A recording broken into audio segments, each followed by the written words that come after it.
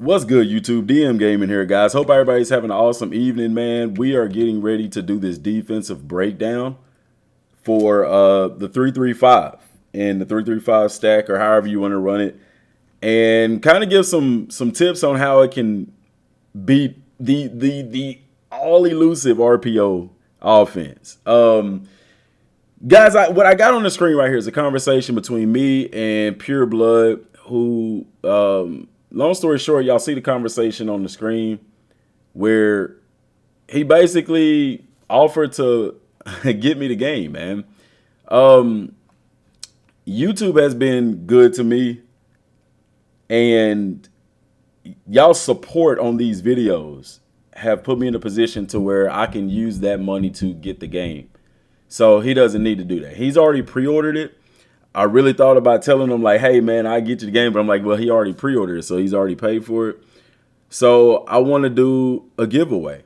I want to buy somebody the deluxe version of College Football 25. All right. But I got to be real with y'all, man. I got goals for my YouTube channel. I got, you know what I'm saying? Here's the deal. Because it doesn't cost anybody anything at all. All right. So what I'm requesting is going to be simple.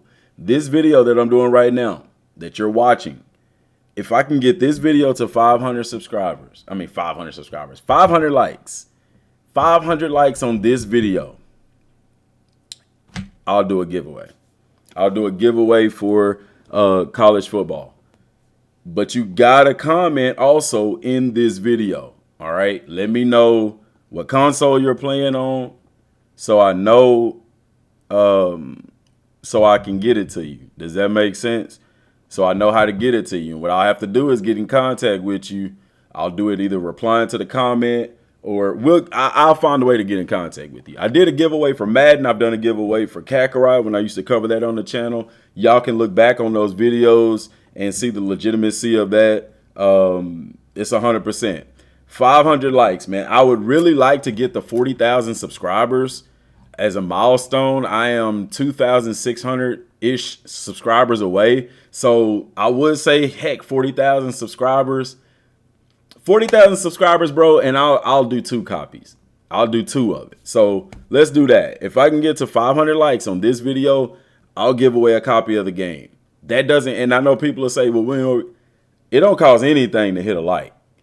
It costs no money at all to hit a like. Matter of fact, yeah. We'll do that, man. 500 likes, I'll give away a copy. And if I hit 40,000 subscribers before the game comes out, I'll give away a copy of the game as well. All right. And that's big thanks to my guy here, man. Because I didn't need that idea, didn't even cross my mind. Pure Blood. So shout out to you, man. I appreciate it. You're the inspiration behind this.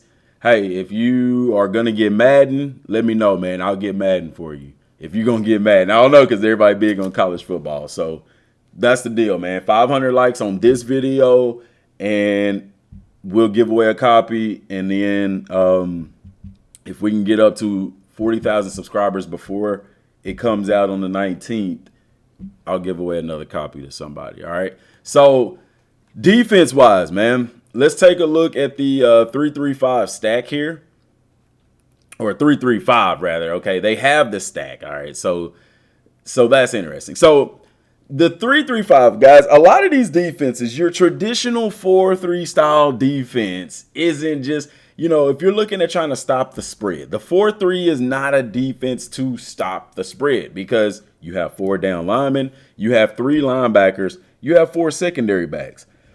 A lot of these new age spread offenses, they're not wired the same. Does that make sense?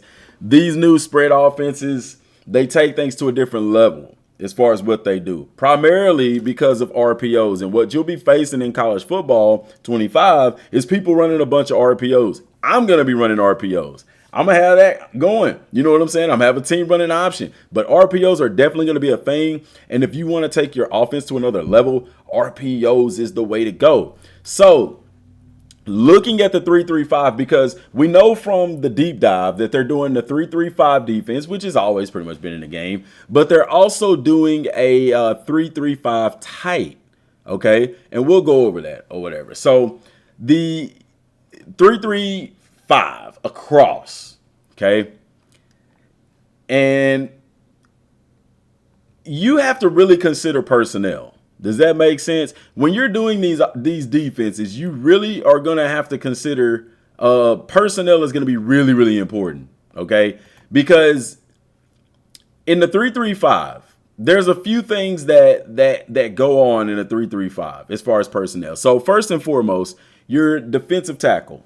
Okay, you've got 3 down linemen, 2 ends, and a defensive tackle. A lot of times, your defensive tackle is going to be in a head up nose. All right, he's going to be head up on the center, and this is a guy that is responsible generally for both A gaps, depending on what's going on, depending on the stunt, things like that. For the most part, he's responsible for the A gaps. Okay, and this is guy right here in the middle. This is your defensive tackle. He don't have to be a speedy guy. Okay, generally this guy, and everybody's different. Somebody you may want a speedy D tackle right there. That's perfectly fine. But my preference, I'll say my preference, is generally to have a bigger guy here, a big, stronger guy here to help with run support. Okay, so 3-3-5, and this is just the across formation here. It consists of 3 down linemen, 3 linebackers, and 5 secondary backs. Okay.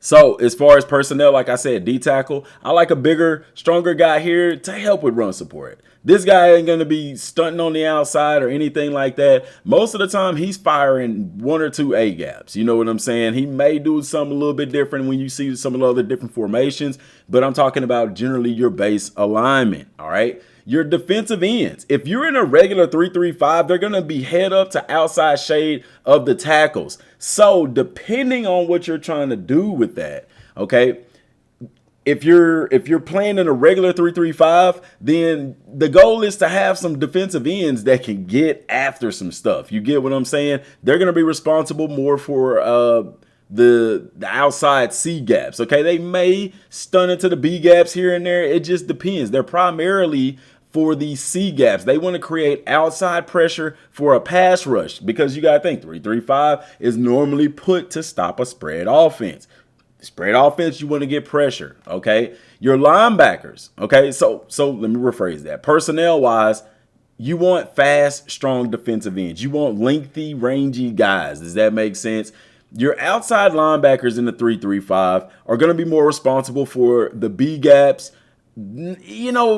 They're not concerned with the pass game as much. Okay, you want to try to keep these guys in the box for run support, but they do have that flexibility that they can play in like a hook to curl or something to that effect. Your middle linebacker, similar to your D tackle, he needs to be there for run support. I mean, can he drop back in coverage? Yeah, it's a linebacker. He's going to need to do that, but his primary goal is run support. Your linebackers, all 3 of them technically need to be able to move a little bit, because in a 3-3-5, you're going to want to blitz. You're going to want to stunt. As you can even see here in this play call, just about every single play, okay, except for cover 4, because cover 4 is just straight pass defense. But you look at every other play in this particular formation across, what are you seeing? I'm seeing a guy blitz in here, a guy blitz in here, a guy blitz in here. I see a guy blitz in here. I'm seeing him stunt to the A gap. You see what I'm saying? Aside from cover 4, which is just your purely pass protection, you're always bringing somebody, okay? So the key to this, and this is more of an attacking style 3-3-5, you want to consider some things with the game, all right? You need some guys that are going to be strong, that are going to be tough. If these linebackers are going to be blitzing pretty much almost every play you're sending somebody, they're running through into the trenches. They're going to have to be tough, because the way that the game is designed with the wear and tear feature, they are going to be taking a beating every single play, all right? So personnel-wise, as far as the linebackers go, you're going to need some depth at linebackers, okay? If you just got 3 very good linebackers, to me, I don't feel comfortable running this. Or you could run a softer 3-3-5 where you're not stunting as much, but that kind of takes away from the reason to run the 3-3-5, okay? So make sure that you have depth at the linebacker position because, like I said, these guys are going to be taking a beating because you're pretty much sending somebody every single play unless it's third and super long, and you want to drop those backers in the coverage, in which at that time you got to be sending your linemen, and they better get some pressure. Your 3 men up front need to be the baddest guys on the field. The reason why is because that's where the pressure is created.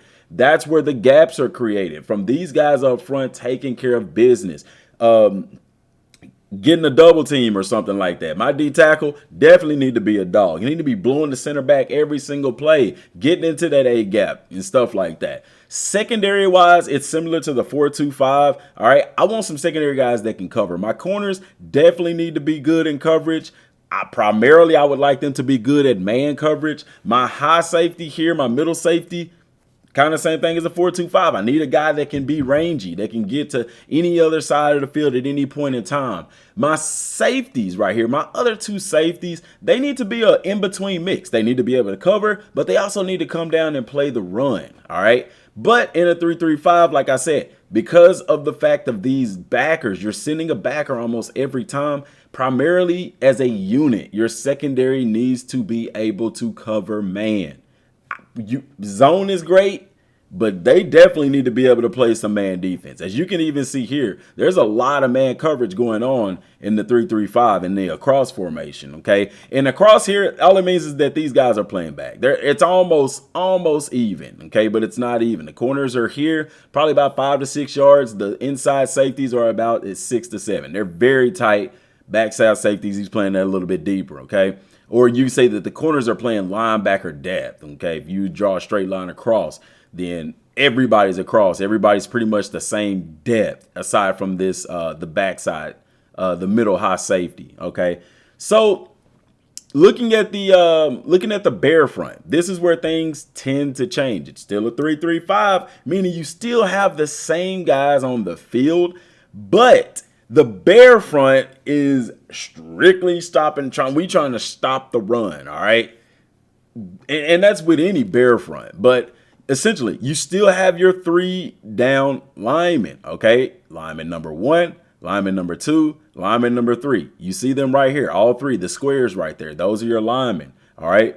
Now what you do is you roll down your outside linebackers to basically become a stand-up end, all right? And then you roll down your safeties. One of them is actually on the end line of the scrimmage. In line of the scrimmage.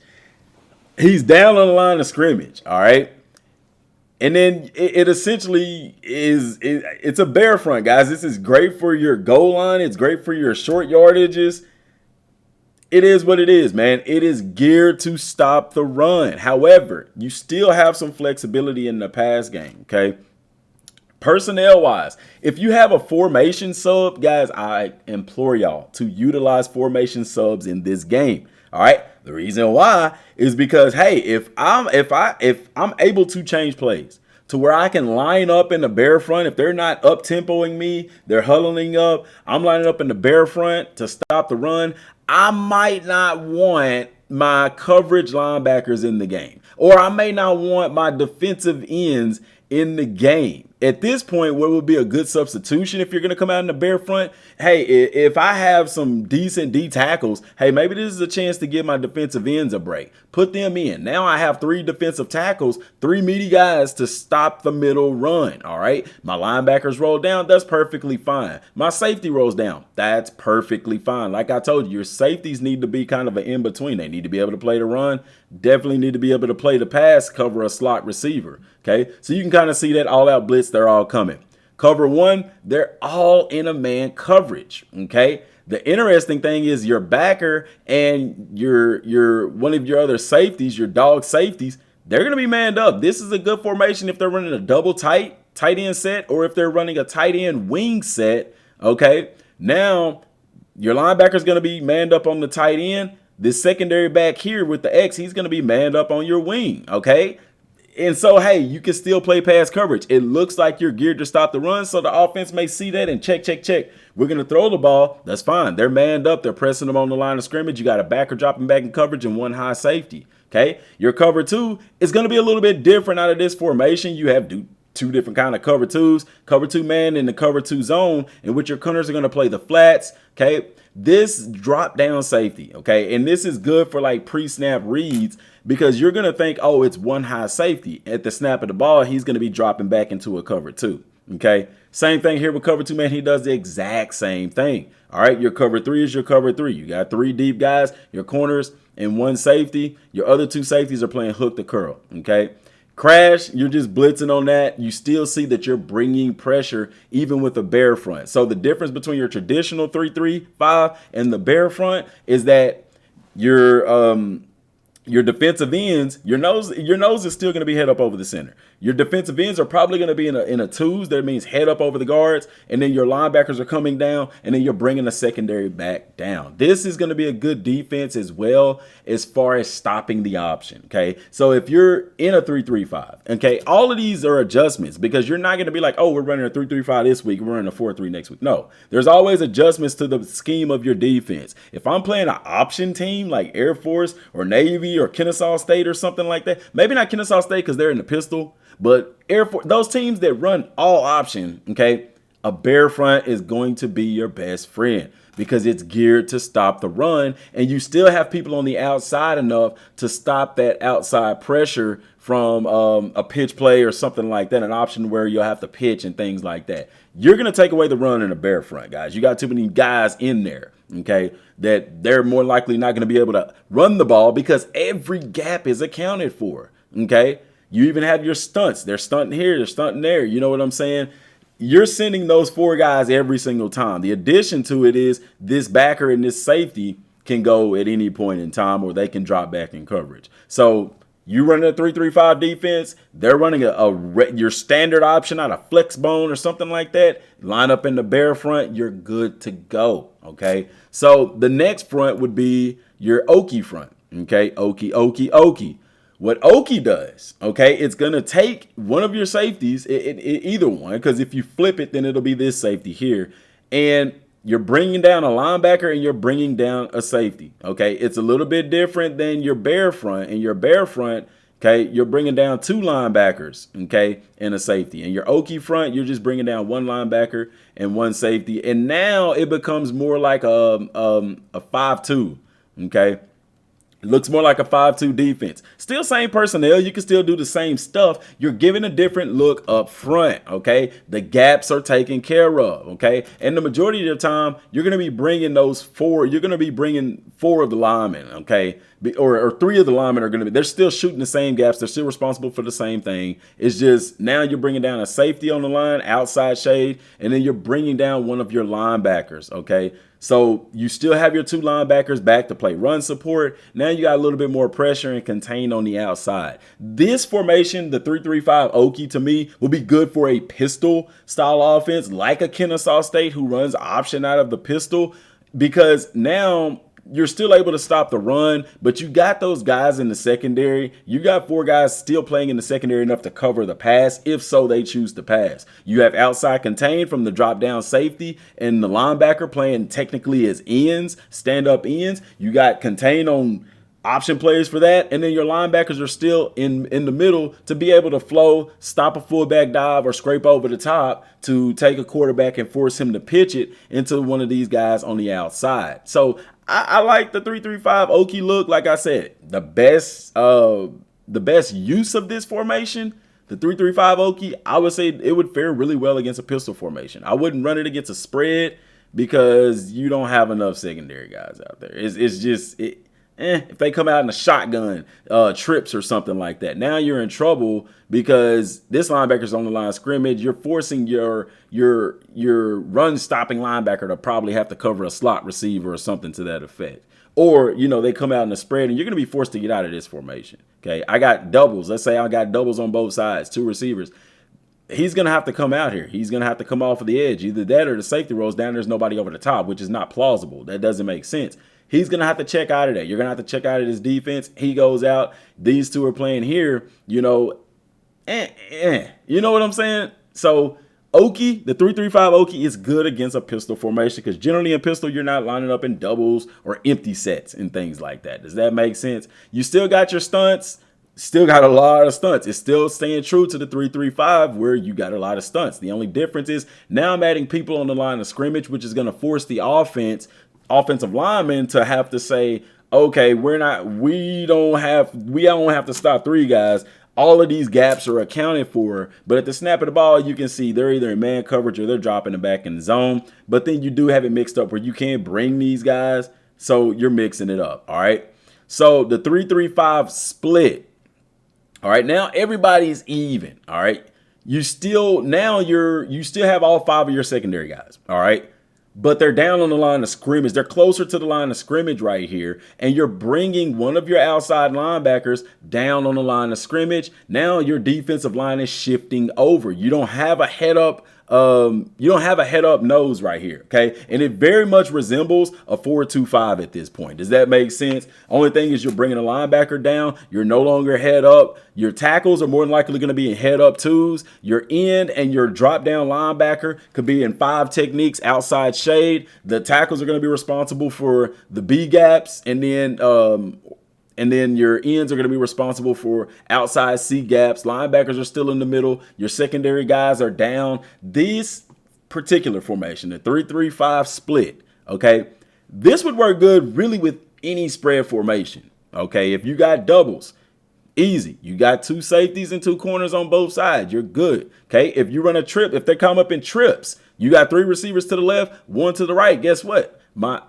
high safety can just cheat over a little bit. This safety can drop back. You can run a two high safety look at that point and then man up this corner on the backside. If you're in an empty set, 3 receivers to the left, 2 receivers to the right, guess what? You're still covered. The 1 high safety would just cheat over to the 3 receiver side, you know? So this in the 3-3-5 split, like I said, consider it like a 4-2-5 defense essentially, which is good against the spread. It's fine. You're still good. You're moving bodies around. Okay. You're just giving a different look up front instead of that head up tackle with those other guys and outside shade of the tackles. It's a really wide splits at that point in time. You're kind of giving up the inside run. Now we're kind of trying to stop the inside run for the most part, where all your gaps are going to be accounted for. Okay. You still got some of the same plays. The same defensive concepts are going to apply to every defense. Okay. You're going to have your cover 1s, your cover 2s, your cover 3s, your blitzes. Okay.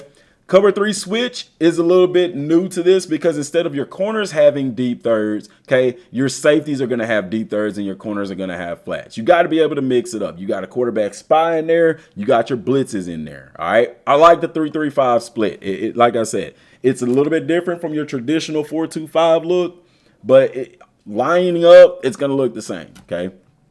All right. And then you have your 3-3-5 stack. Okay. 3-3-5 stack is interesting, okay?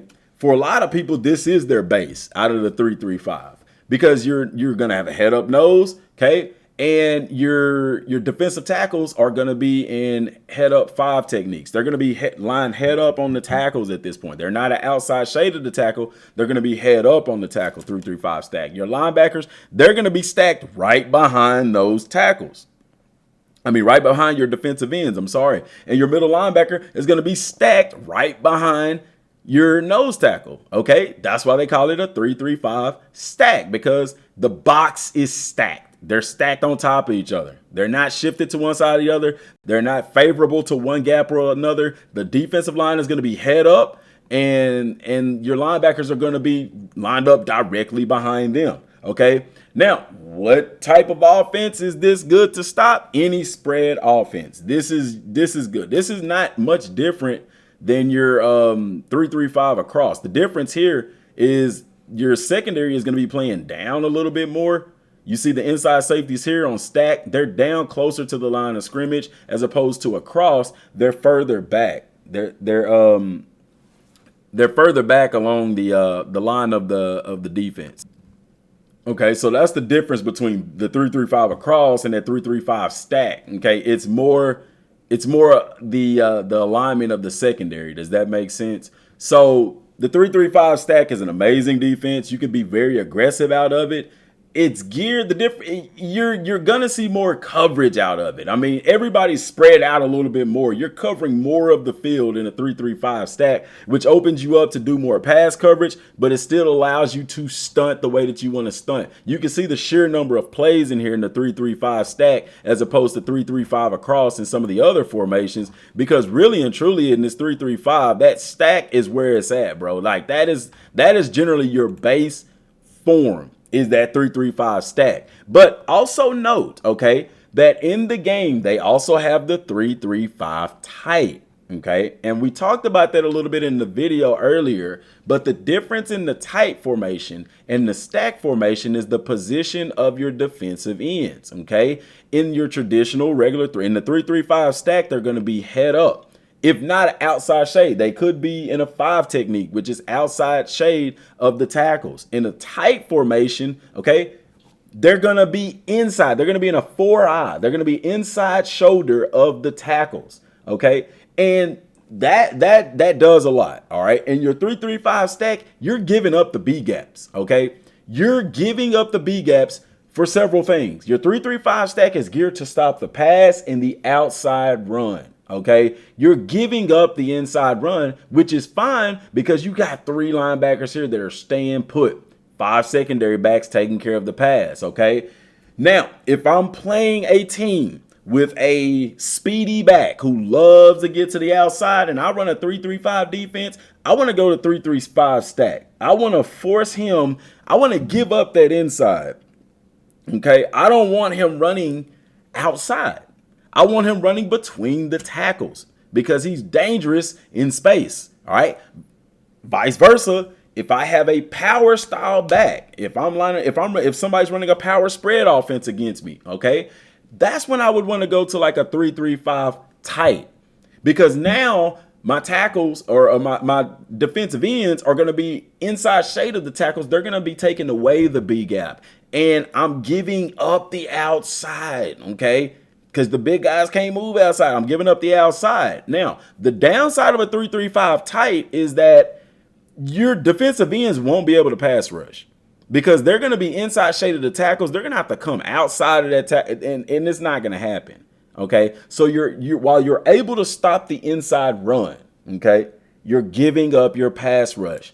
But that's not necessarily a bad deal. If you don't have the best defensive ends, if you don't have those pass rushing type defensive ends, the 3-3-5 tight is perfectly fine for you. Except the only difference is your pass rush is going to have to come from the inside. You're giving up outside contain. If you're playing a team that has a power running back and their quarterback can't run, he's not mobile, 3-3-5 tight is not a bad option for you if they're running a power spread scheme or if they're in a regular spread scheme. Now, if they got a quarterback that can run and they got a speedy back that can run, the 3-3-5 tight might not be the best option because you're literally giving up outside contain. It gives the offensive lineman a better it gives them a better chance to set the outside edge, even follow up on their linebacker and get some yardage. Like I do not recommend that. I repeat, I don't recommend your traditional 3-3-5 for speedy guys. And then two, on the fact that you're gonna be stunting a lot. Like you're going to be stunting a lot. Looking at these plays, you're bringing somebody almost every single play. So, you're going to have to be efficient. These guys are going to be tired, but it's super aggressive in stopping spread offenses. RPO wise, okay?